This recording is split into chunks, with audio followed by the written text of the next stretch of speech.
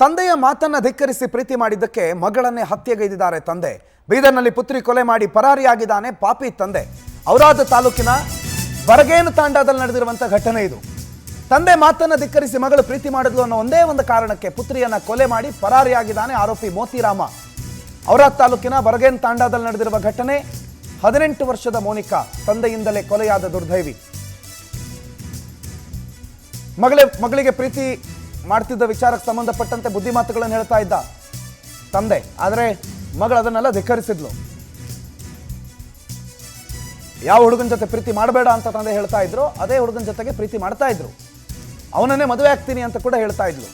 ಮನೆಯಲ್ಲಿ ಯಾರೂ ಇಲ್ಲದ ಸಂದರ್ಭದಲ್ಲಿ ಅಡುಗೆ ಮಾಡ್ತಾ ಇದ್ದ ಮಗಳನ್ನು ಹತ್ಯೆ ಮಾಡಿದ್ದಾನೆ. ಮಗಳು ಮೋನಿಕಾ ಕುತ್ತಿಗೆಗೆ ಹಗ್ಗ ಬಿಗಿದು ಕೊಲೆ ಮಾಡಿದ್ದಾನೆ ತಂದೆ. ಪರಾರಿಯಾಗಿದ್ದಾನೆ.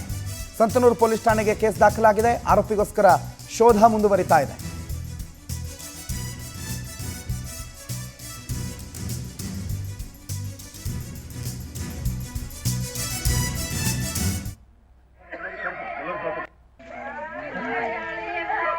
ಇವಳೆ ನೋಡಿ, ಕೊಲೆಯಾದ ಯುವತಿ ತಂದೆಯಿಂದಲೇ ಕೊಲೆಯಾದ ದುರ್ದೈವಿ. ಕಾರಣ, ತಂದೆ ಬೇಡ ಅಂತಂದಿದ್ದ ಯುವಕನನ್ನ ಈಕೆ ಪ್ರೀತಿ ಮಾಡಿದ್ದು, ಅವನನ್ನೇ ಮದುವೆ ಆಗ್ತೀನಿ ಅಂತ ಹಠ ಹಿಡಿದಿದ್ದು. 2025ರಲ್ಲೂ ಇಂಥ ಘಟನೆಗಳು, ಸ್ವಂತ ಮಗಳನ್ನ ಕೊಲೆ ಮಾಡುವಂಥ ಮನಸ್ಥಿತಿಗಳಿದೆ.